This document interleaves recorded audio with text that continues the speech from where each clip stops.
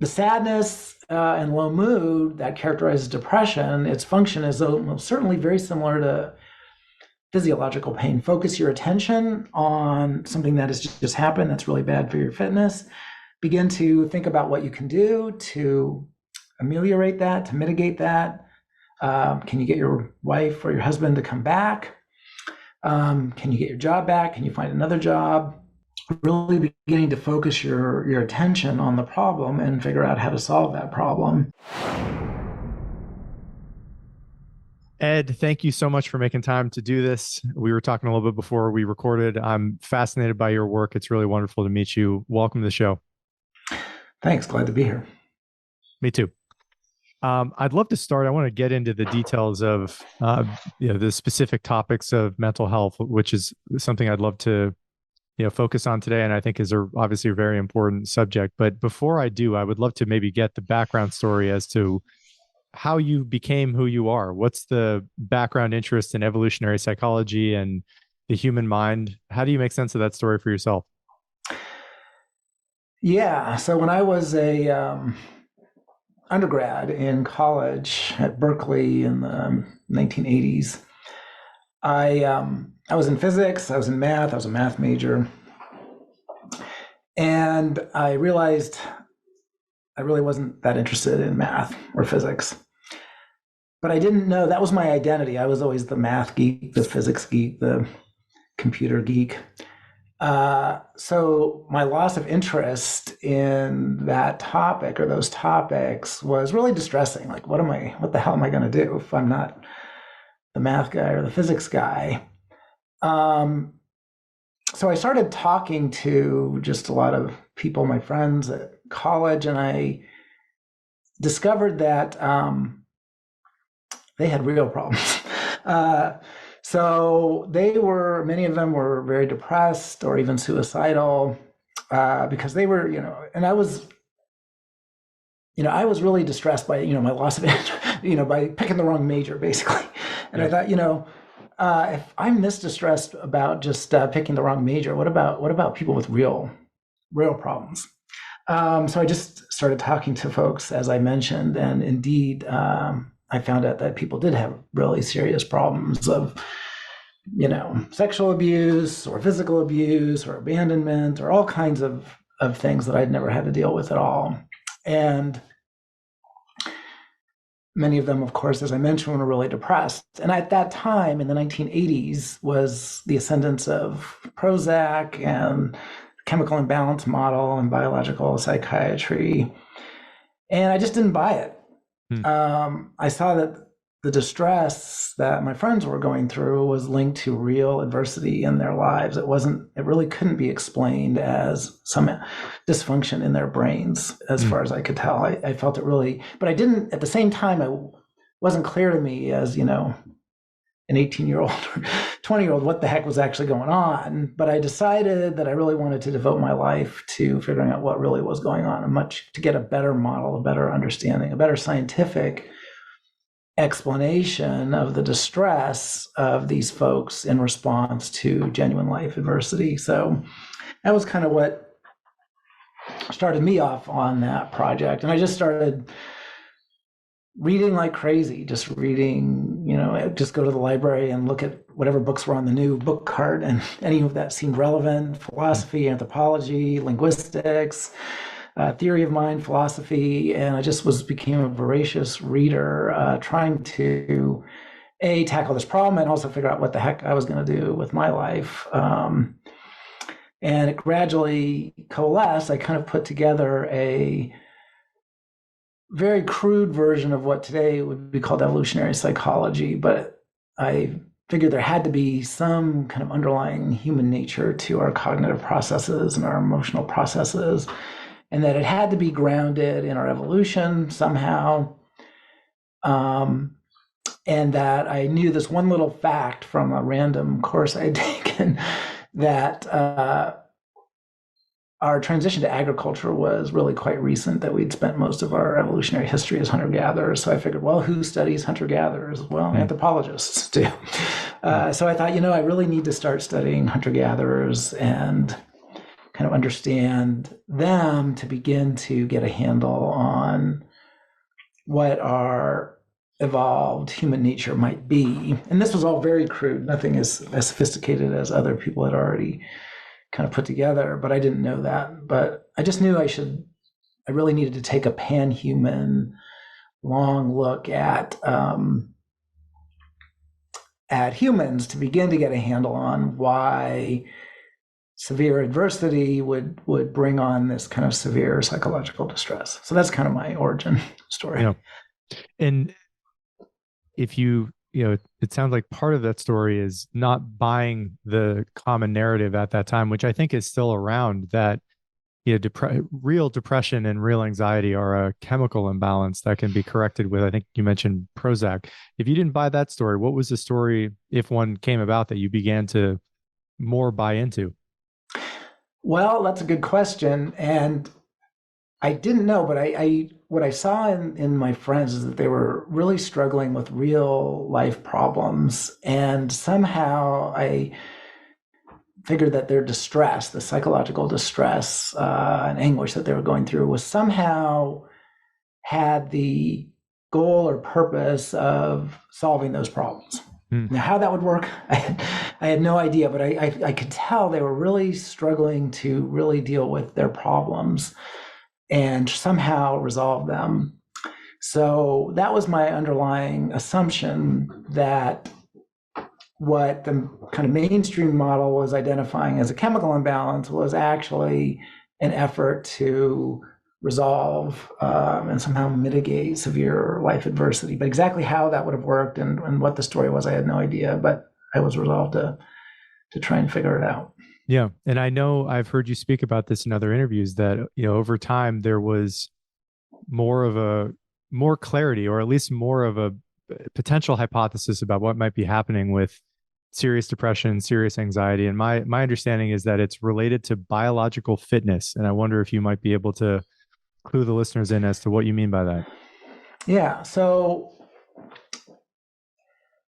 when we look at all of our, if we kind of look from the neck down, if you will, science has made tremendous progress in understanding how our bodies work. So our circulatory system, we figured out a few hundred years ago, the heart is a pump. That was a major discovery. It took thousands of years to figure that out, but we finally did. The eye is a camera. Our digestive system, our lungs absorb oxygen. So we really had this tremendous success in understanding the functionality of our physiology, much of it, not all of it, but much of it. And our mainstream framework for understanding how those parts, those functional parts, came about is evolution by natural selection. And as many of your listeners might know, evolution by natural selection is based on the idea that there's heritable variation, and that some variants, individuals with some variants out-reproduce individuals with other variants, and then those variants spread in the population. And that's roughly what we mean by biological fitness, that these are heritable traits that increase an organism's ability to survive and reproduce. So it's really focused, when we think about our functionality, it's all about survival or reproduction.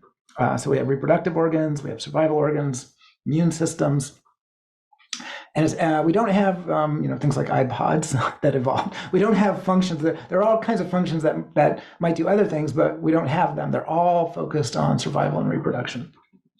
So that's what we mean by biological fitness. The traits, functions, mechanisms that over evolutionary time increase the ability of our ancestors to survive and reproduce in the environments in which they're living. So that's kind of one of the key insights of this evolutionary approach.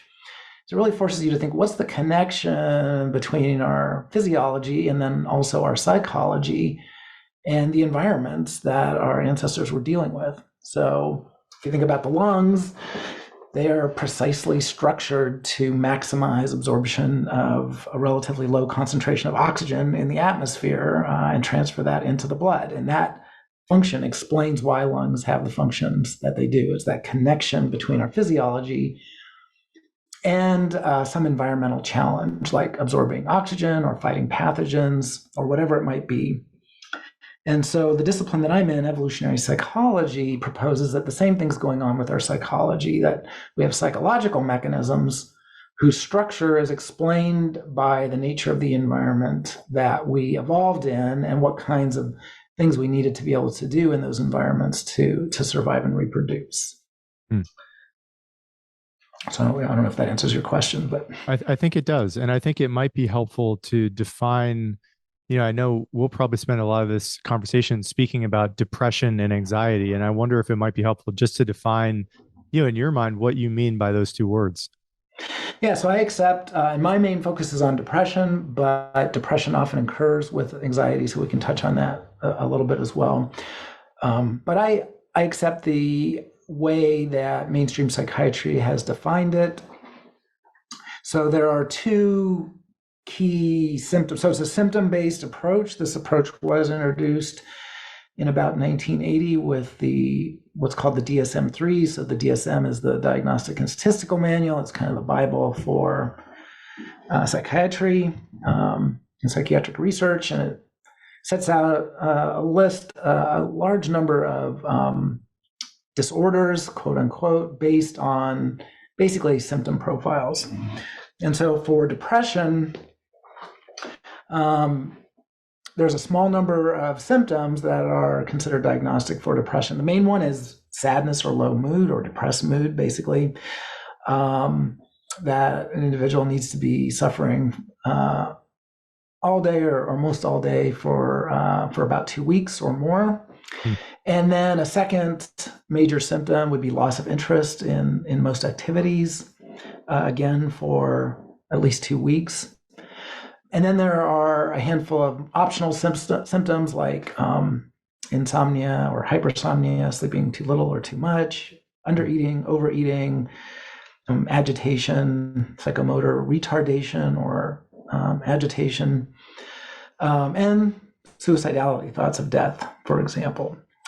And so basically, you tally up those symptoms, and if you cross a certain threshold of experiencing a certain number of symptoms almost every day for 2 weeks, you are diagnosed as being depressed or having a major depressive episode.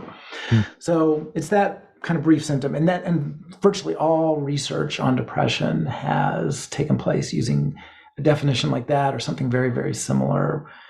Usually there's kind of there's different kinds of depression instruments, we call them. They're basically questionnaires that folks answer, possibly administered by a therapist or a psychotherapist or a psychiatrist or some professional that can kind of probe your answers. So it's those symptoms. And the ones that I take as really core for my approach are the sadness and low mood and the loss of interest. Those really characterize depression in most cases. And I know this is kind of a basic question, but why would those symptoms be enacted or realized following, and you've used this word a couple of times already in this conversation, following life adversity, serious life adversity? Why is it that the human animal often, when they are depressed, have the symptoms you just described be triggered? What is it about it that, from your perspective, makes sense from an evolutionary psychology and evolutionary perspective? Yeah, and that's the exact right question, because mainstream psychiatry doesn't offer an answer to that question. It really doesn't ask why those symptoms. It kind of takes those as a given. But the approach of myself and a few others who've taken an evolutionary approach to depression, that's exactly the question that we're asking. What's the logic there? Is there any logic? And the approach that I think is the best one is one that makes a close analogy with physical pain. And it's called the psychological pain hypothesis. And one of the earliest proponents of this was Randy Thornhill, back in the 80s, wrote a few papers on this. But since then, many others have taken a very similar approach, including myself. And the idea is to think about, why do we suffer physical pain? So if you break your ankle or break a leg or get a cut or a wound or an injury or burn, it hurts. And that physical pain is very aversive. We don't like it. We want it to go away. It's disabling. If you break your ankle, you can't do a lot of fundamental things, walk around, maybe even too painful to sleep, hard to do any of normal life activities. So why, and yet it's clear that this is an adaptation, something that is evolved. We have special receptors for physical pain. And the logic here is that physical pain, if you break your ankle, number one, you need to know that you broke your ankle. So physical pain is letting you know that something bad has happened. And why do you need to know that? Well, first of all, you need to stop doing whatever you were doing that caused the injury. Don't exacerbate that injury. So stop your activities.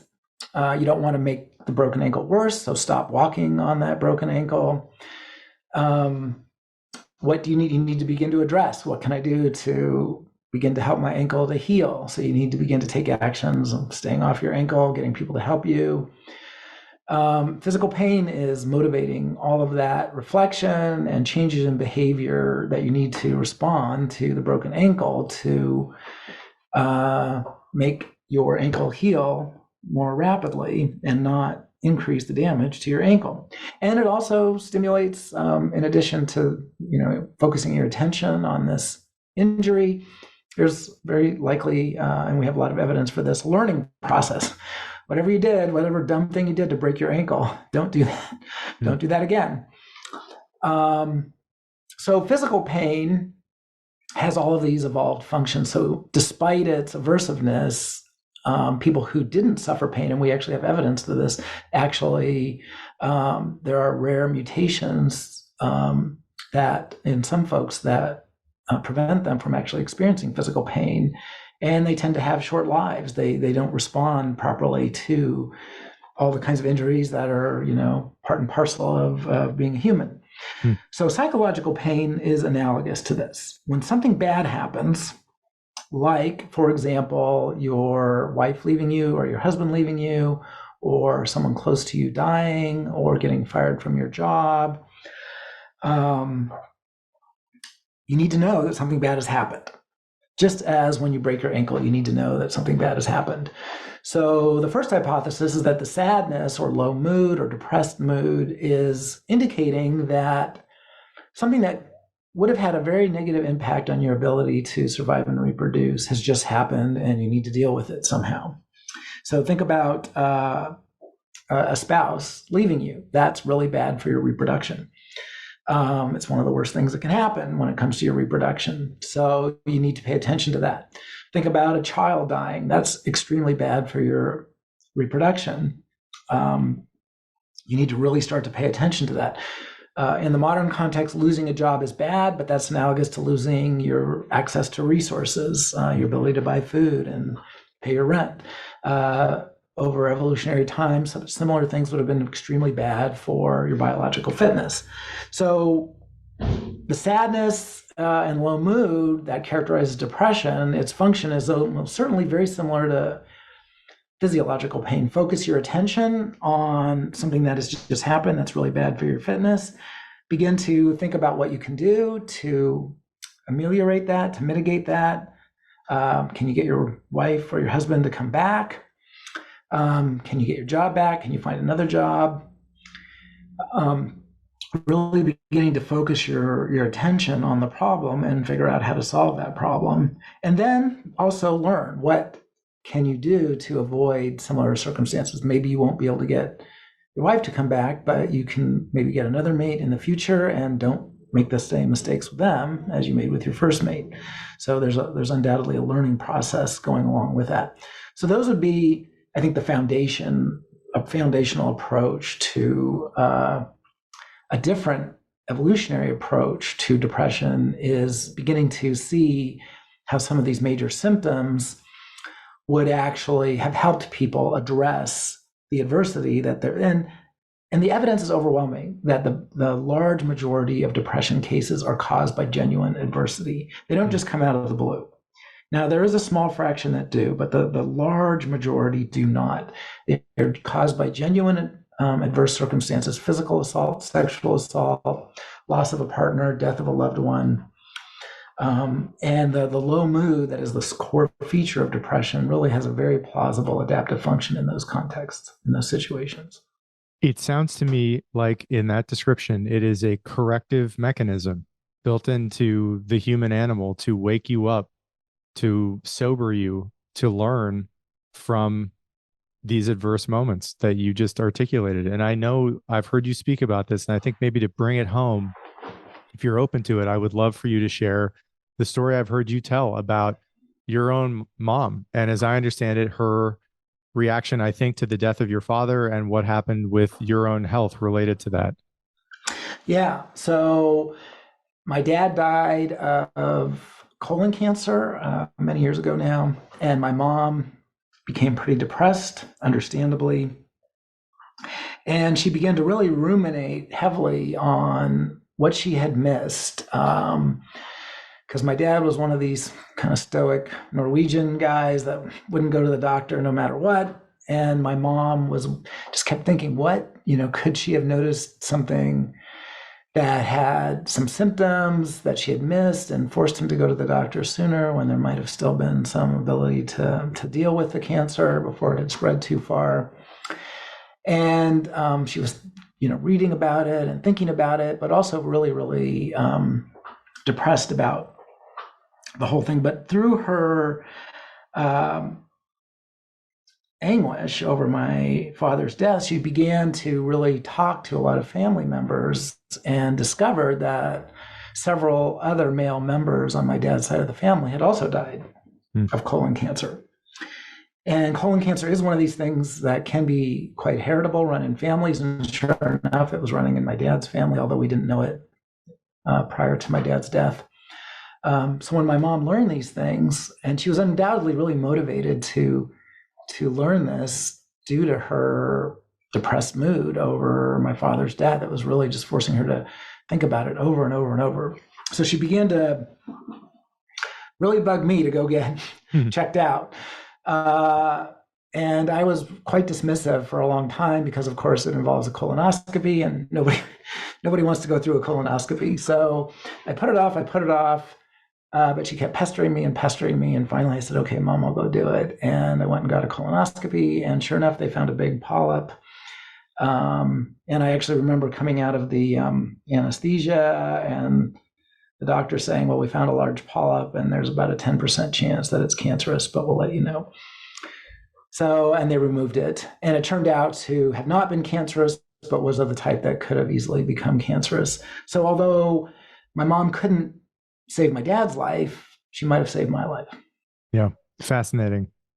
I know we've focused mostly on depression so far in the conversation, and I wonder if it might be helpful for people too to give some space to anxiety. And I'd love to hear from your vantage point, from your evolutionary lens, your best guess or best take as you currently understand it as to what anxiety is and why it exists. This is another, it seems like, extraordinarily common experience for human beings. And I'd love to give you some time to speak about that.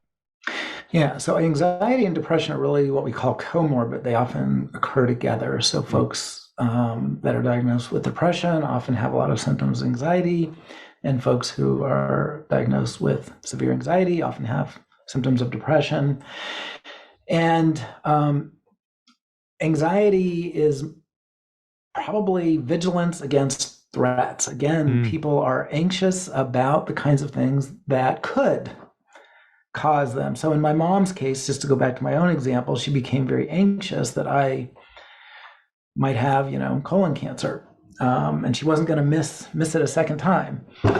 And so that's what we see again in folks with anxiety, is that they are focused on the kinds of things that over evolutionary history really could have had a really negative impact on their ability to survive and reproduce. Social threats, people that are your enemies, adversities at work, your possibility that you might get fired,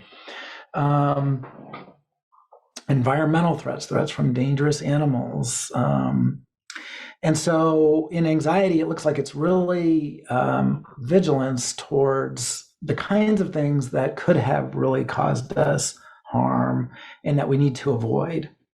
And of course, in modern environments, the kinds of things that would have threatened us during our evolutionary history might no longer do so. So people might have anxieties about spiders or snakes. And those of us living in the United States, very few of us, very few of us are going to suffer any serious injury from a spider or a snake. But over our evolutionary history, those are venomous animals that often could have inflicted relatively severe injuries. In fact, in rural areas of the world today, a lot of people still die from snake bite. It's one of the major causes of death, actually, in the world still today. And spider bites can cause, severe allergic reactions and so forth. So things that might seem kind of irrational to us living in an urban, American environment would have been quite rational. And in fact, I'm an anthropologist. I've been working in rural areas. And one of the women in one of the field sites that I worked with got bitten by one of the dangerous spiders there and had an extremely strong anaphylactic shock. And they had to tie her to the back of a motorcycle and drive about 20 miles to the nearest clinic to try and she was completely unconscious. So it just kind of shows that in the kinds of environments in which we evolve, these things could have really been really deadly threats, and even today still often are. So that would be kind of the standard evolutionary one that I think is really a pretty plausible evolutionary approach to anxiety, is vigilance against threats to our survival and reproduction. And there does seem to be, like with depression, I mean, as I hear you give that explanation, a protective component to both depression and anxiety, that there is a sort of logic to both experiences. Yet, it sounds like you have experience with this in your own life. If you meet somebody who is chronically depressed or majorly depressed or has extreme anxiety, this is a deeply troubled person. And it's difficult for them to live a flourishing life. And I have to ask, from your perspective, what's the healthy balance of both of those components to a human life? And maybe more importantly, what would be your tips for people who are experiencing major depression or the hypervigilance, the extreme anxiety, to try to work through that so that their minds are not quite as at war with themselves as they might tend to be? Well, the first thing I would say is everything I'm saying here is kind of cutting edge and none of it's been proven. So don't listen to me. Listen to your doctor, listen to your therapist. I'm not offering a cure-all. I'm not offering advice for folks actually in this situation. This is a scientific hypothesis that still needs a lot of testing.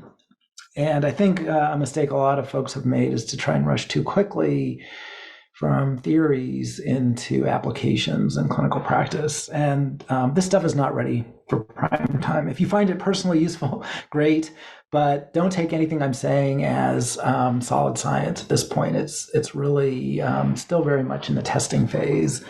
And it's going to take a while to figure out if we're on the right track or not. So that's caveat number one. The second part I would say is there are, you're right. The perspective that I'm outlining here is very much one that these are protective mechanisms that really evolved to protect us from dangerous situations. But every mechanism can malfunction.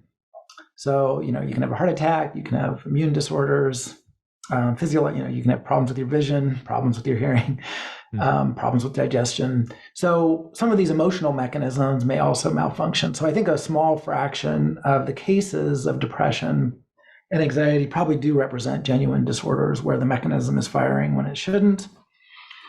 And I would say that might apply to maybe 10% of the of the clinical cases, so everything that's diagnosed as major depression or anxiety disorder or major depressive disorder, I would say 90% of those, 80 to 90% of those are probably not really disorders, but 10% of them might be. So that's another second caveat to keep in mind. I've had people contact me after some of my previous discussions on this and say, I hear what you're saying, but it really doesn't seem to apply to me, and they may well be correct. The third thing I would say is my own approach has really looked at some of these really severe depressive symptoms, like profound loss of interest where you can't even get out of bed, or thoughts of death. We haven't really touched on that. Suicidality, that seems just about the opposite of what you should do to solve a problem to survival and reproduction, is to consider killing yourself. It's really, and so what I have proposed, and some of my colleagues, is that there's a signaling component here as well. So if you get a physical injury, sometimes you can deal with that on your own, but a lot of times you can't. You need help. And we have evolved signals for physical pain. People cry, scream, they have facial expressions that really signal to others that they're in distress and need help. And I think the same would be true with a lot of the kinds of adversity that we see in depression, that these are often problems that people cannot solve on their own. They need help. If you are in a situation where you're being physically abused or sexually abused, you may not have the ability to protect yourself. You may need help from other people for protection to get you out of that situation. If someone close to you has died, like in my mom's case, just to go back to her case, when my dad died, my parents had a really traditional relationship in many ways. My mom, they had a division of labor, and my dad did all of the sort of maintenance around the house, the auto maintenance. He pumped the gas. My mom didn't even know how to pump gas. So when my dad died, there was just tons of things that she didn't know how to do. I had to, teach her how to pump gas and do all the kind of basic things around the house that my dad had done. But I was in grad school at the time, and I couldn't, just quit school to help my mom, and who was going to help her? So this death really put her in a hard place where she didn't have anybody to do all the kinds of things that needed to be done on a daily basis. And she eventually figured it out, but it took a lot of work. And that's the situation with many, many people facing adversity, that if somebody dies or they've been fired, they're going to need help getting back on their feet. And so that's where we have some of these really severe symptoms, I think, is that they're signaling. These are what we call credible signals of need. These are ways of credibly signaling that you're not fooling around here. You really need help. And that's, I think, one of the things that at least my approach might offer that we don't see in the mainstream case is the mainstream approach to depression is we've got to reduce your symptoms and get you, and my approach would be, no, we have to solve real social problems that you're really having. So don't worry about the symptoms, worry about solving these genuine social problems, these genuine social adversities that people are experiencing, and realize that in many cases they can't solve them on their own, that they're going to need help. And a therapist often isn't in a position to do that. They are not, a member of your real social network. Is a therapist going to come and teach my mom how to pump gas or do all the kind of, home maintenance kind of handyman stuff that my dad did? No. She needed to find real people in the real world that could really help her solve those problems or learn how to solve them on her own. And that's the missing piece here, I think, is that it's not easy. If it was easy to solve these problems, we would have solved them a long time ago. People are suffering adversities that are not easy to often solve, and our focus needs to be on ways to help them solve those real problems rather than just trying to suppress their symptoms.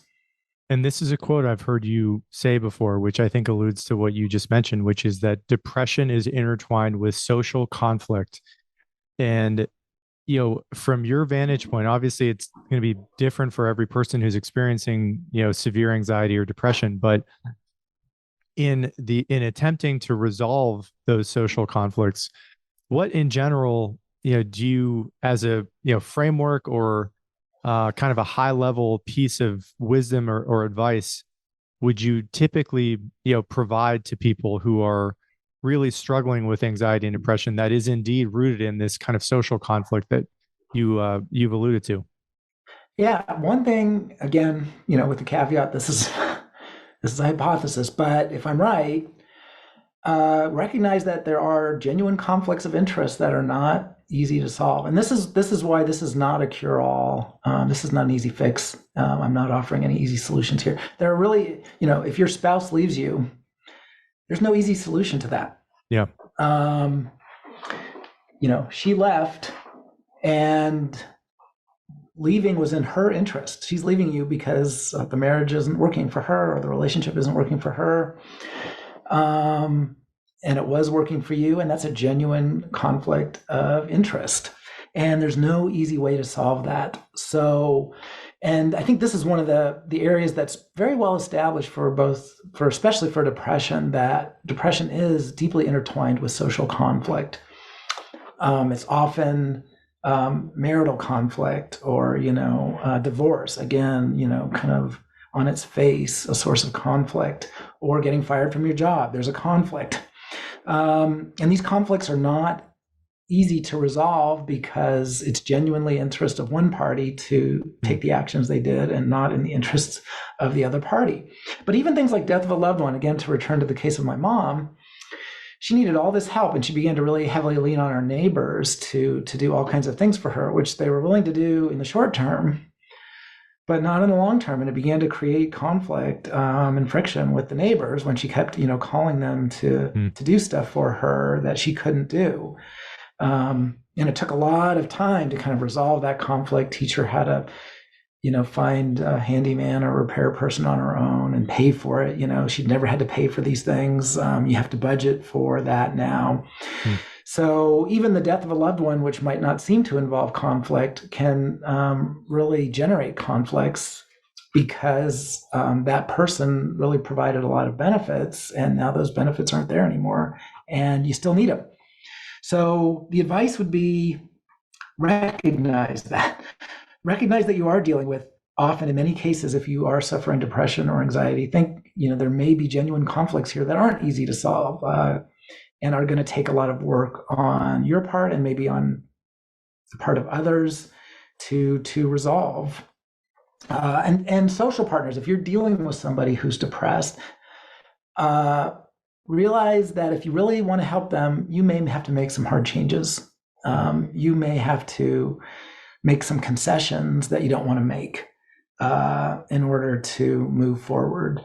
And once you recognize that you're going to have to do that, you may be able to begin to kind of make some of those hard choices that can improve things. At least that would be the implications of what I'm saying here.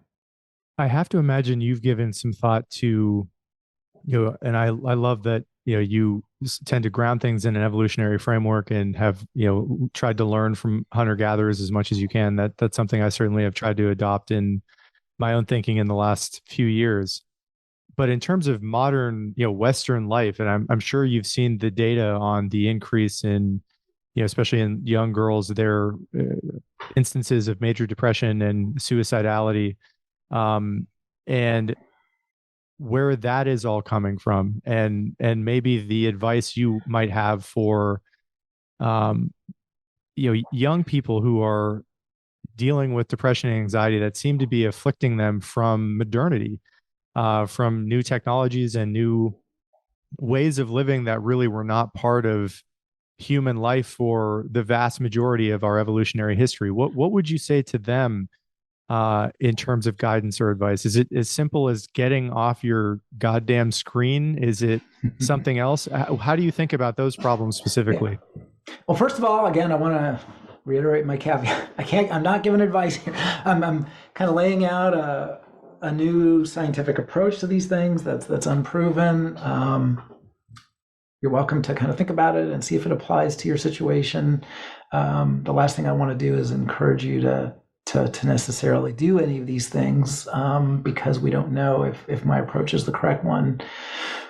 That said, I would say a couple things. First of all, for decades now, there's been this claims or fears that depression rates are increasing. And really, if you look at the long range, they've been pretty stable over the long term. Yes, they go up and down. And if you go from one country to another, one population to another, they might be higher, they might be lower. But it's really not the case that there's been this long-term increase in depression rates as far as we can tell. They've been roughly stable. Now, that said, it does look like in the last half dozen years or so, there has been this increase, especially in young women, in depressive symptoms. And the problem with figuring out what's going on there is that increase, if it's real, and it might be, is confounded with everything that's happened in the last, and a lot of things have happened. There's been a lot of changes. And so which of those changes are actually the cause of that increase, if the increase is in fact real, is tough to say. We've had a pandemic. We have an explosion of new, social media technologies. We have increasing warnings about climate change. We have increased populism in the US with the rise of Trump and the right wing. We have increased polarization. We have all of the kind of quote unquote woke stuff. Mm-hmm. So which of all these changes in American society are leading to this uptick in American rates in this particular segment of the demographic? It's really tough to disentangle what these young women are keying into and what their lives are like right now. So I don't have a clear picture. I have been watching this issue. I've seen some evidence that similar patterns are not happening elsewhere necessarily, even though social media is basically present everywhere. The pandemic was present everywhere. Populism and polarization are kind of problems in many, many different places. So it's not clear whether some of these causes that are pretty widespread globally these days are really the cause. I think a lot more work needs to be done. So I don't know. I guess I'm still in the don't know camp here of what's actually going on. Yeah, I know that one of the things that I've heard you speak about too, and you've mentioned suicidality in previous interviews and in this conversation as well. And I wrote this quote down that I heard you say, that a suicide attempt is an honest signal of need. And you alluded to this earlier, that it's a real signal, or a credible signal in many ways, that this person is in need of attention and assistance. And I've heard you mention, which I had never heard before, that generally speaking, in men, there are 9 suicide attempts for every 1 successful, quote unquote, actual death from suicide. And in women, it's 100 to 1. In young women, yeah. In young men and young women, yeah. In young men and young women. And, I have to bring up your commentary on strength, the correlation between strength and depression. And I learned that it's really grip strength that, specifically, as I understand it, is what you are referencing there. And I believe the way you put it in the past is grip strength is a great measure of one's ability to resolve conflicts in your interest. And I'd love to give you some space to talk about it seems like, indirect correlation between strength and depression, and anything else that you think is relevant or interesting and important to know about physical prowess, physical strength, and depression specifically. Yeah. So both these topics, the suicidality and the strength factors, relate to conflict. And if there's one thing I really want to focus on in my sort of unique evolutionary approach to depression, is the importance of social conflict in many, many, many cases of depression, and the kinds of conflicts that are very difficult to resolve, like marital conflicts and partners leaving you and getting fired, and deaths of important social partners that lead to conflict. And conflict is a key theme in evolutionary biology that recognized from Darwin on forward, that organisms evolve with there's limited resources in the environment, there's limited mates, And so individuals evolved to compete for access to those limited resources and limited mates.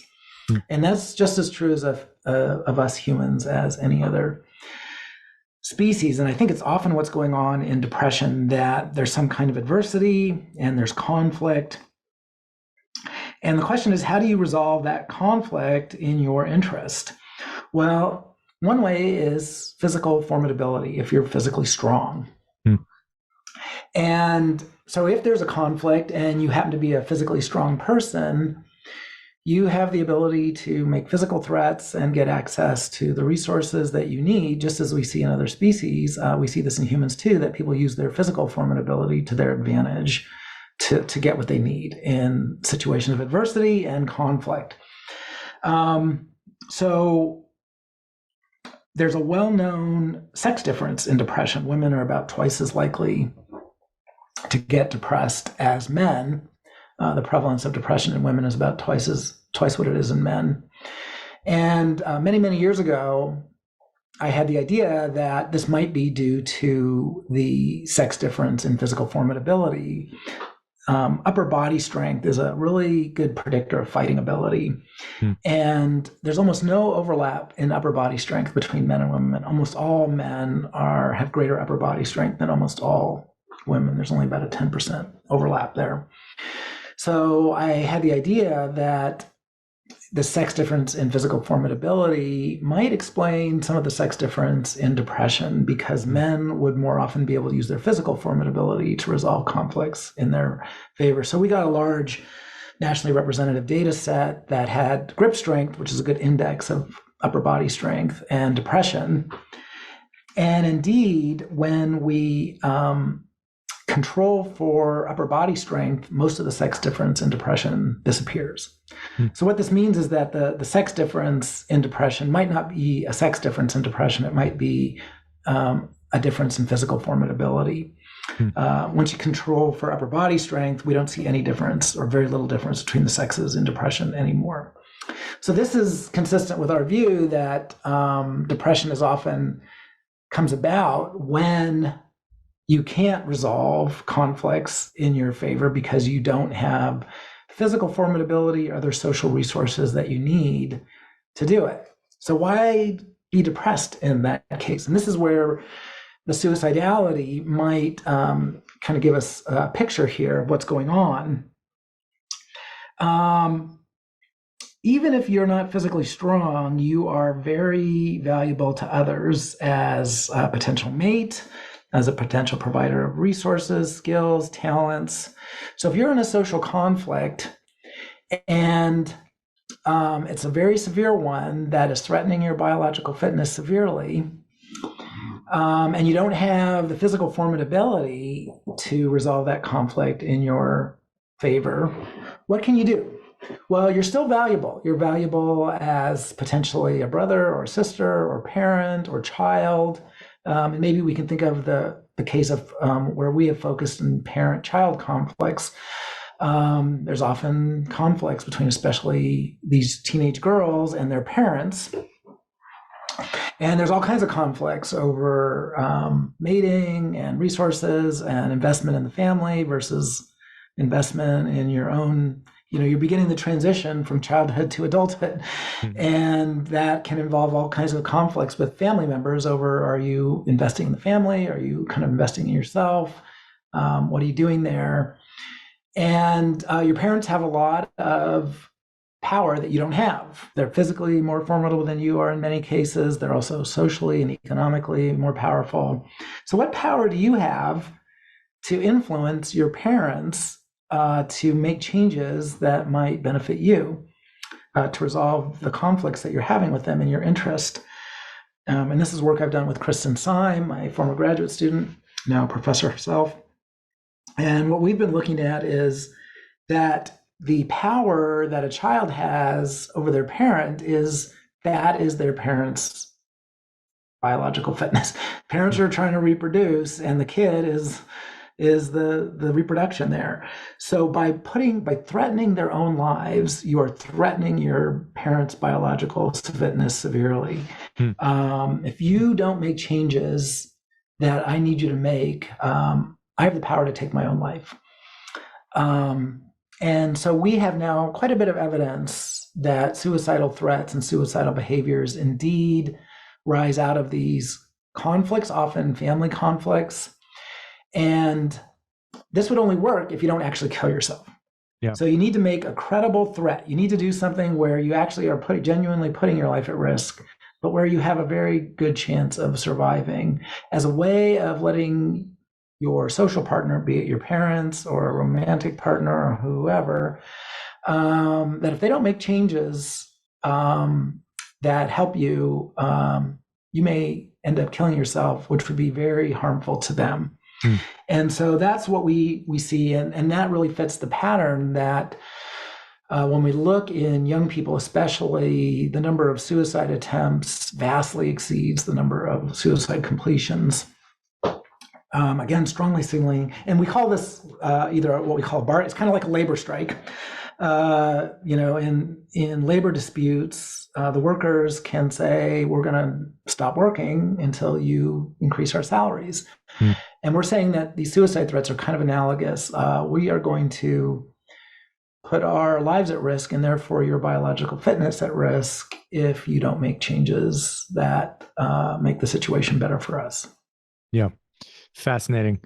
I know we're getting towards the end of the conversation, and a couple of things came to mind over the last few minutes when you were speaking there. I mean, one is I had a guy, Mark Scholes, on the show a couple of weeks ago, and he was the director of the Harvard study of human development, I think it's called. And this book, I think it's called something like The Good Life, and it's followed people for 80 years about trying to determine what makes a thriving life. And the big conclusion from that research was good relationships. And he had this concept that he spoke about during our conversation called social fitness, and how, I love your analogy about physical pain and how it's a signal to stop doing something. And his view of social fitness, like physical fitness, is someone's social network and the quality of their relationships, and how that is a really good indicator generally of how well your life is going.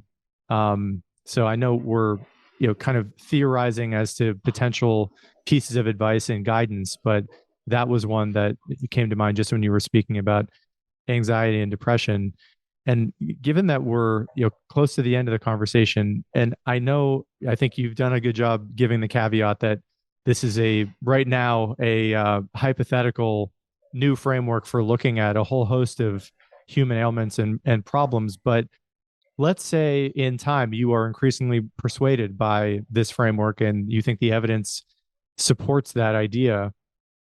You live in this country like I do. When you look around at the future of mental health care and the really maybe a paradigm shift that's necessary to change the way we think about how we have thriving lives. And this was coming to mind when you were speaking as well. Like in my own phases of life that were had more moments of depression, the seduction of the depression is often don't do the thing you actually need to do to get well, whether that's exercising, whether that's getting out of bed and pushing yourself, whether it's challenging yourself in a variety of different ways. That's a long statement there, but just for yourself and thinking about where this could go and how it might change our culture and just the general paradigm that we might have towards living a good life and averting unnecessary human suffering, specifically depression and anxiety. Where do you think that might be heading from your vantage point? Well, I think Mark's got a really good insight there about the quality of social relationships. And I think what I would add is, based on my approach here, assuming everything works out, is an ounce of prevention is worth a pound of cure. That we really know that if you are depressed, you have suffered adversity and you're experiencing social conflict in many cases. And so what my approach would be is we need to think about how to prevent a lot of these adversities So some of them, I bet a lot of them could be averted. Um, so if we begin to alert folks that, we're all going to suffer adversities. People are going to die. We're going to get dumped. Um, we may have troubles at work, but we can begin to really realize that our psychological distress could really escalate very dramatically and very quickly. And so we could begin to be aware of that and begin to think about, okay, what am I going to do? How do I avoid these kinds of things to begin with? So I think a lot of work in avoiding adversities in the first place and realizing that there are inherent conflicts of interest in life. So, and how you might begin to resolve those in many cases. And it's just like when you're bargaining for, buying something, the more choices you have, the less likely you're stuck on relationships with a single person. So always, thinking about having, if my relationship goes south here, do I have other relationships, and beginning to nurture other relationships. So you always have other choices. So beginning to strategize about how to avoid adversities in the first place, how to avoid conflicts in the first place, the ways that you can resolve those conflicts in your interest, maybe by having multiple options, multiple choices, outside options in various kinds of relationships. And, big social policies. We know there's a lot of inequality in the United States right now. And maybe it's kind of exacerbations of social inequality and economic inequality. So, better safety nets for people. There may be, big societal things that could help here, that when people do suffer adversities, there are programs in place to help them. So if my mom, when my dad died, wasn't stuck on her own trying to figure out how to do everything, if there was kind of a pre-existing system for helping older people, because older people, their husbands and wives are going to die. That's a given. And that means all the things that they were relying on them for aren't going to be there. And if there was kind of established social programs for stepping in, those could help those folks, just to give an example. So I think there's all kinds of things that we can do with the basic philosophy of an ounce of prevention here. It could be worth a pound of cure. That would be my prescription. Yeah. I think it's a Charlie Munger line where it's slightly tongue in cheek, but he says wisdom is prevention. That's the basis of wisdom. That's a good one. And I may be jumping the gun on this as well, but my hunch, Ed, is you're probably right about many of the things you said. So I want to thank you for the conversation, obviously, but also the new way of thinking about this. That, again, I think you did a good job in giving proper caution to the need for more evidence to perhaps come in here. But I think it's a great way to begin to maybe think slightly differently about the world of mental health and health in general, which is important to every person. So thank you so much for your work. It was wonderful to do this. Yeah, thanks for having me.